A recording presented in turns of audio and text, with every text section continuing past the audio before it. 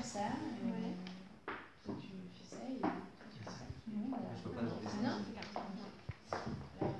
Bon, notre projet a 3 étapes, donc chacune de nous va en développer une.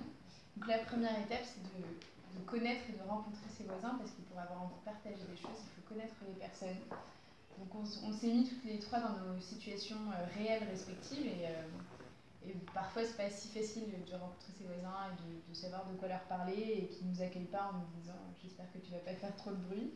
Donc on a une idée simple, déjà de recenser toutes les personnes qui habitent dans l'immeuble, avec un trombinoscope, avec voilà, la photo d'identité, peut-être le nom de la personne, de savoir dans quel immeuble il vit, s'il vit tout seul, etc. Et ça pour 2 choses, à la fois ça permet de savoir s'il y a des personnes avec qui on a des liens, enfin avec qui ce serait agréable de rencontrer, et aussi peut-être une fonction alerte, voir par exemple s'il y a 6 personnes vieilles qui habitent toutes seules dans l'immeuble, c'est quand même intéressant de savoir aussi pour créer une vraie communauté. Voilà, c'est la première étape, rencontrer les gens.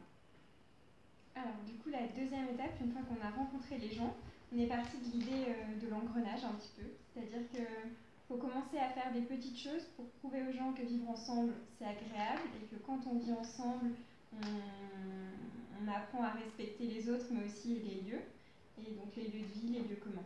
Donc la première idée ce serait lancer, ça part toujours d'une personne forcément, donc ce serait de lancer une expo photo. On s'est dit que c'était la chose la plus simple à lancer dans l'immeuble. Quelqu'un vient poser une photo. Donc soit quelque chose d'impersonnel en disant par exemple j'ai trouvé une photo de l'immeuble en 1960, bim, je l'accroche dans le hall. Peut-être que quelqu'un va se lancer dans autre chose.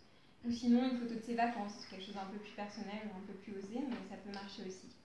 Deuxième idée, une fois que ça a pris sur cette première ou pas, lancer un lieu de vie. Donc poser soit un canapé, soit un transat si c'est l'été, pour inciter les gens de l'immeuble à venir s'installer dans le transat, à se dire bon, puisque mon voisin a acheté un transat, peut-être que je peux en mettre un aussi, et petit à petit créer un vrai lieu de vie.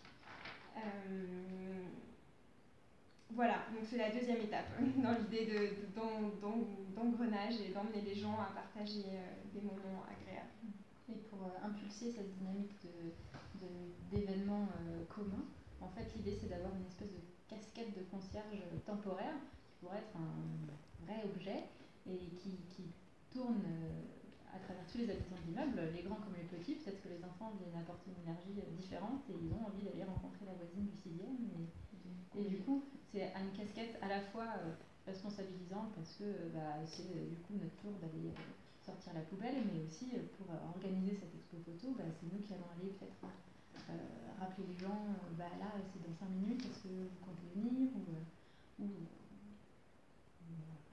voilà, est-ce que vous n'avez pas un canapé à donner, parce que là celui qu'on a récupéré la dernière fois il est vraiment déglingué, maintenant c'est bon, on le met à recycler pour qu'il vienne autre chose qu'un canapé. Mais peut-être que cette casquette elle est à la fois responsabilisante et en même temps pour impulser une énergie de vie. Super.